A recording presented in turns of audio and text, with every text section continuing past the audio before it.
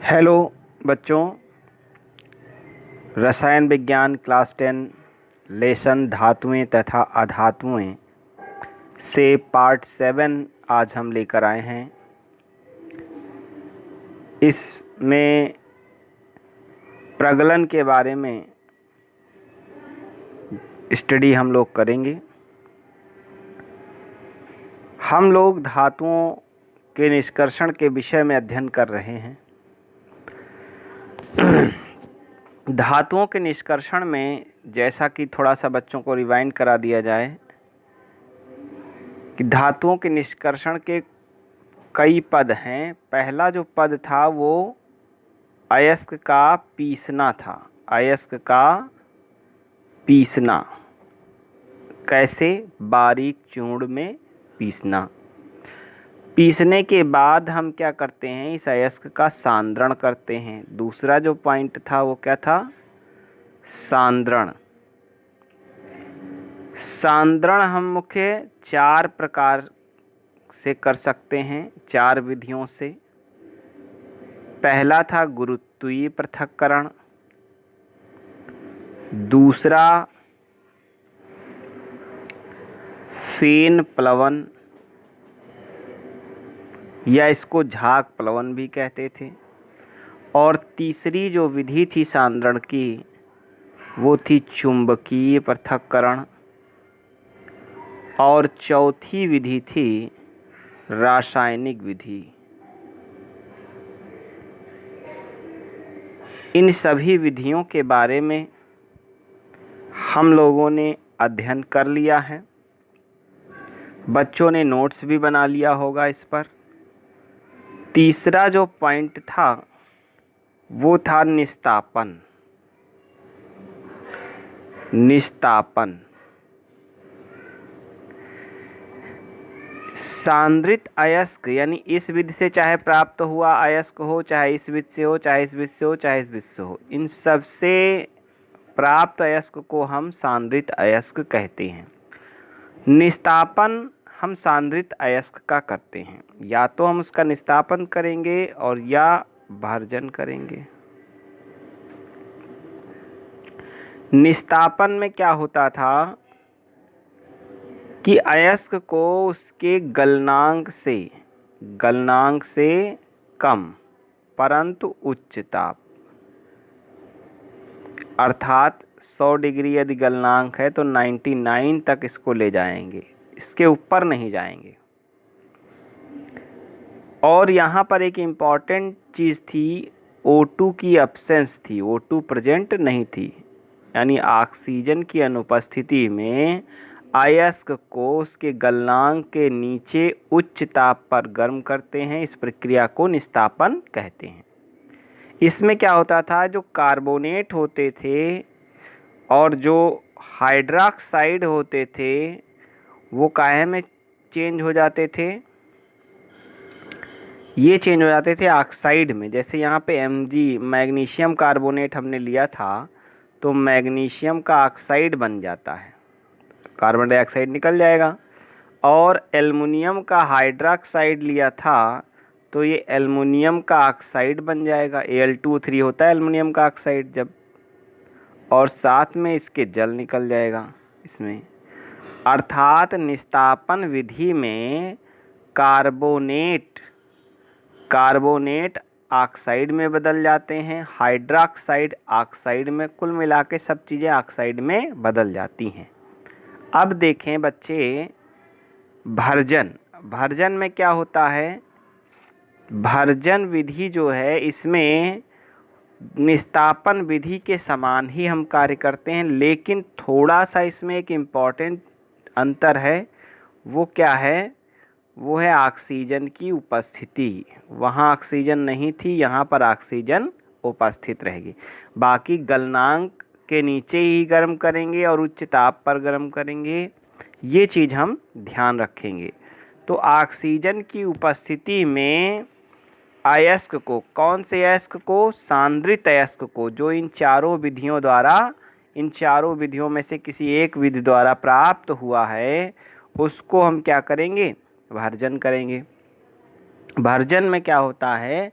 Oxygen की उपस्थिति में सांद्रित अयस्क को गलनांक से कम उच्च ताप पर बिना पिघलाए गर्म करते हैं। इसमें अयस्क जो होता है वो भी ऑक्साइड के रूप में चेंज होता है। देखिए निस्तापन और इसमें भी देखो कार्बोनेट ऑक्साइड में, हाइड्रोक्साइड ऑक्साइड में, और इसमें भी ऑक्साइड में ही चेंज होगा, ऑक्साइड में चेंज हो जाएंगे। और सल्फर आर्सेनिक एंटीमनी, यानी सल्फर आर्सेनिक और एंटीमनी की अशुद्धियाँ जो हैं वो ऑक्साइडों के रूप में उड़ जाएंगी। तो यहाँ पर हमने एक उदाहरण देखा था, कौन सा उदाहरण देखा था बच्चे ध्यान दें, CuFeS2। ये किसका सूत्र है, ये कॉपर पाइराइड का सूत्र है, ये कॉपर पाइराइड का सूत्र है CuFeS2। इसमें दो धातुएं हैं, कॉपर भी है Fe भी है, लेकिन मुख्य रूप से इसमें कॉपर का जो है निष्कर्षण होता है। इससे हम ऑक्साइड हमको बनाना है इससे। तो देखिए कॉपर का कॉपर ऑक्साइड बनेगा, ध्यान से बच्चे देखें, कॉपर का क्या बनेगा, कॉपर ऑक्साइड। Fe का बनेगा आयरन ऑक्साइड, और सल्फर का बनेगा सल्फर डाइऑक्साइड SO2। सबके ऑक्साइड बनाने हैं, लेकिन ये अभिक्रिया एक स्टेप में ना हो करके थोड़ा सा इसमें चेंज है। पहले हम सल्फाइड बनाएंगे, क्या बनाएंगे, सल्फाइड, और सल्फाइड से हम बनाएंगे ऑक्साइड, सल्फाइड से ऑक्साइड बनाएंगे। तो इसको हम सल्फाइड बनाना चाहें तो Cu2S, हमने क्या बताया था कि कॉपर और Fe जो इसमें लगे हुए हैं ये कम वैलेंसी वाले हैं। देखिए इनकी दो दो वैलेंसियाँ होती हैं, कॉपर डबल प्लस भी होता है और सिंगल प्लस भी होता है, Fe डबल प्लस भी होता है और ट्रिपल प्लस भी होता है। तो ज़्यादा जो है ये वाली वैलेंसी छोड़कर कम वाली वैलेंसी पे हम ध्यान देंगे, यानी Cu सिंगल प्लस और Fe डबल प्लस पर ध्यान देंगे। तो Cu सिंगल प्लस का अगर सल्फाइड बनेगा तो Cu2S बनेगा, प्लस इसके साथ अगर Fe का बनाए तो क्या बनेगा, FeS। दो तरह के ये बन गए, क्या बन गए, सल्फाइड बन गए। हमने क्या कहा कि पहले सल्फाइड बना लेंगे फिर ऑक्साइड बनाएंगे। तो सल्फाइड बना लिया। अब देखिए यहाँ 2 लगा दिया हमने और यहाँ पर कॉपर अकेला है। तो बच्चे क्या करेंगे, इस कॉपर को 2 करने के लिए यहाँ पर कोई चेंजेस नहीं कर सकते, हम इसके आगे 2 लगा सकते हैं। अब देखिए यहाँ पर जब हमने 2 लगा दिया तो कॉपर तो 2 हो गए, है कि नहीं, लेकिन Fe भी तो 2 हो गए। तो Fe को भी 2 यहाँ पर करेंगे। अब देखिए सल्फ़र की कितनी संख्या हो गई, सल्फ़र की संख्या इधर 1 है इधर 2 है, 3 सल्फ़र कुल मिला के, यहाँ 2 दूनी 4। तो हम क्या करें, एक सल्फ़र क्या निकाल लें, सल्फ़र डाइऑक्साइड निकाल लें। अब देखिए जो ये ऑक्सीजन यहाँ पर आया है ये क्यों आया, क्योंकि यहाँ पर हमको O2 की उपस्थिति में हीट कर रहे हैं ना, चाहे इसको हम प्लस में करके लिख सकते हैं, O2 की उपस्थिति में हम इसको हीट करते हैं, इसलिए जो एक सल्फ़र बचा था वो सल्फ़र डाइऑक्साइड बना लिया। ठीक है बच्चों, तो हम क्या करेंगे, CuS Cu2S और FeS बना लेंगे पहले। अब देखिए यहाँ से Cu2S हम यहाँ उठा के यहाँ रखेंगे Cu2S, यहाँ से FeS उठा के यहाँ रखेंगे FeS। ऑक्सीजन हमारे पास बहुत सारा ही है, क्योंकि हम ये क्रिया ऑक्सीजन की उपस्थिति में कर रहे हैं, तो हम ऑक्साइड इनसे बनाएंगे। देखो कैसे बनेगा ऑक्साइड, Cu2O बन जाएगा, क्या बन जाएगा बेटा, Cu2O, आसानी से बन जाएगा। FeO बनेगा, FeO बनेगा। अब देखें इस रिएक्शन को बैलेंस करें। बैलेंस करने के लिए यहाँ पर देख लीजिए कितने कॉपर हैं, 2, यहाँ पर कितने कॉपर है, 2, यहाँ पर ऑक्सीजन कितना है, 1, यहाँ पे ऑक्सीजन कितने हैं, 2। इस ऑक्सीजन को बैलेंस करने के लिए हमको क्या करना पड़ेगा, अब सल्फ़र तो बचेगा ही, और सल्फ़र क्या बनाएगा, सल्फ़र डाइऑक्साइड बनाएगा। ये ध्यान रखिएगा, सल्फ़र का भी ऑक्साइड बनेगा। तो ये सल्फ़र डाइऑक्साइड पहले से बना ले हम लोग, सल्फ़र डाइऑक्साइड दोनों में बना लिए। अब देखिए कॉपर का ऑक्साइड बना लिए, सल्फ़र का ऑक्साइड बना लिए, आयरन का ऑक्साइड बना लिए, सल्फ़र का ऑक्साइड बना लिए। अब इसको बैलेंस करते हैं रिएक्शन को।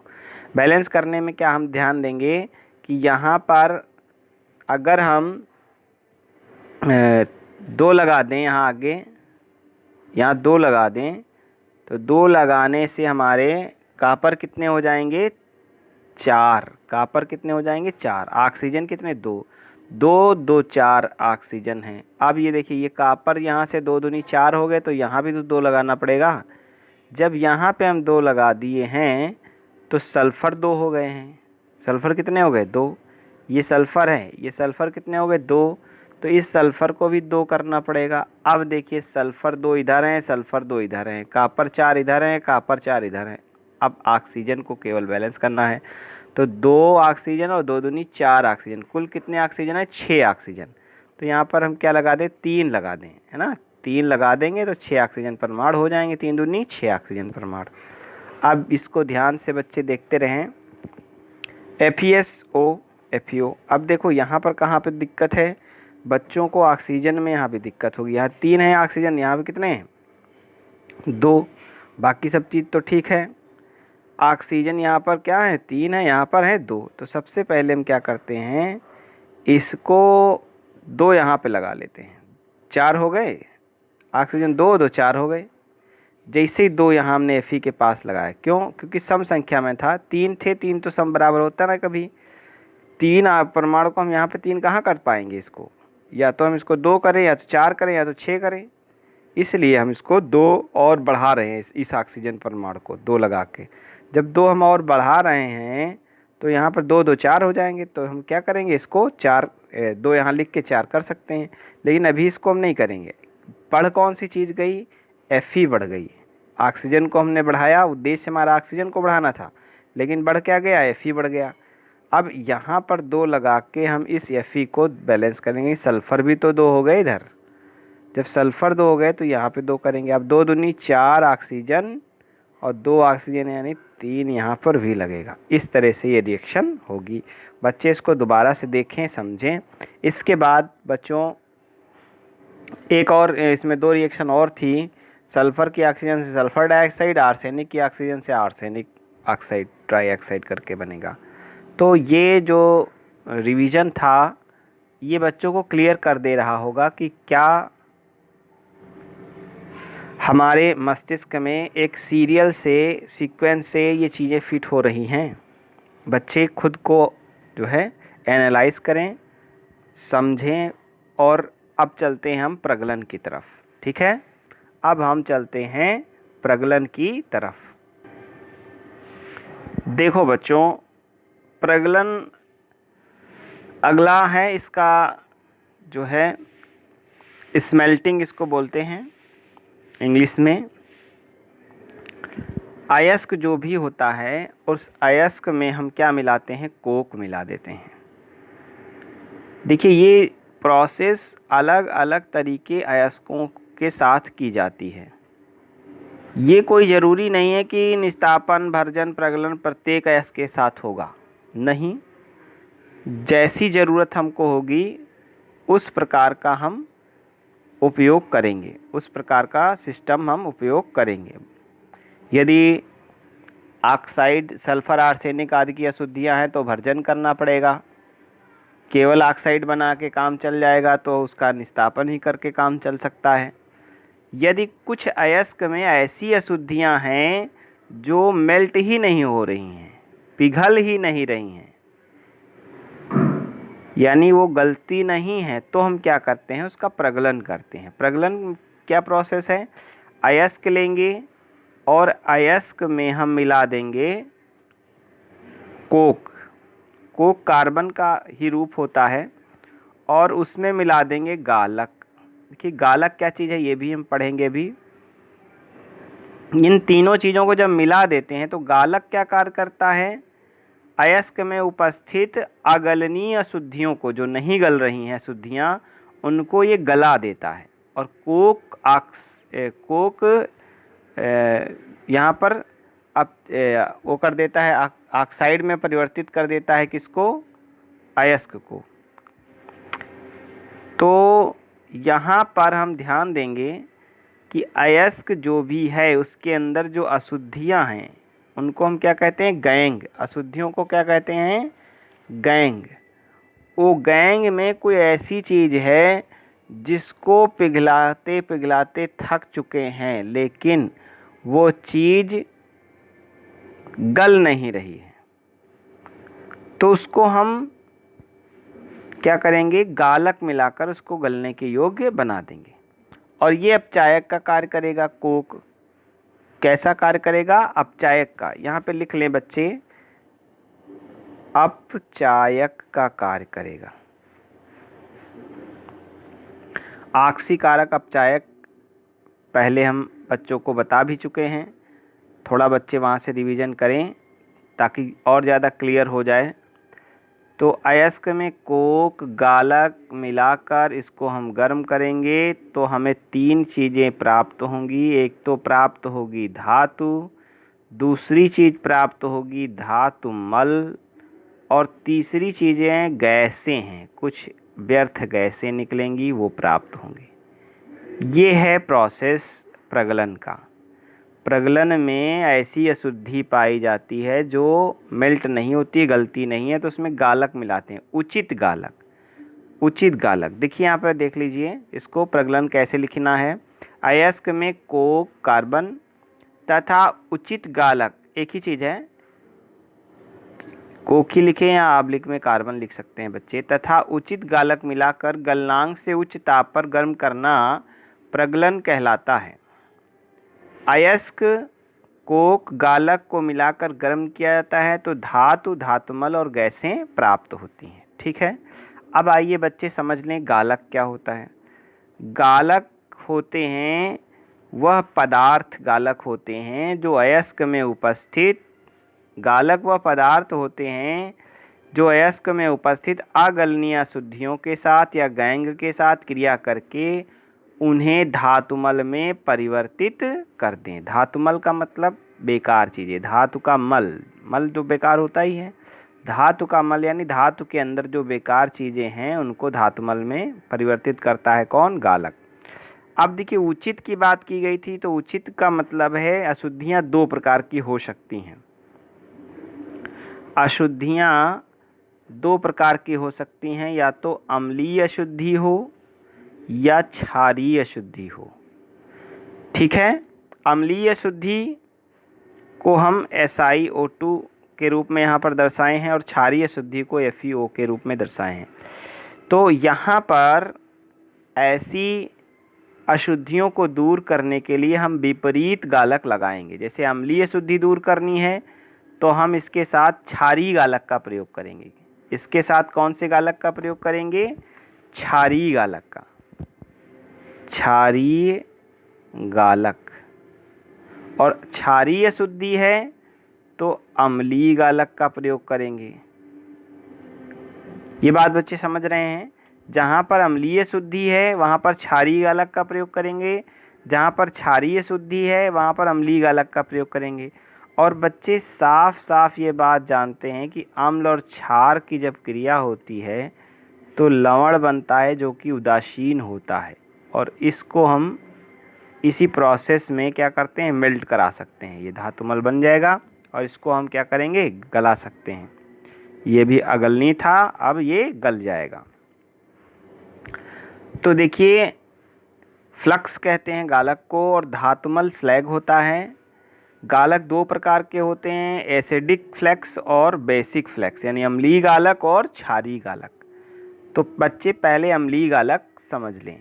देखें, क्षारीय अशुद्धियों को दूर करने के लिए अम्लीय गालक का प्रयोग किया जाता है, जैसे सिलिका ऑक्साइड और बोरेक्स, है ना। Na2B4O7 इसका फार्मूला है, बोरेक्स का Na2B4O7।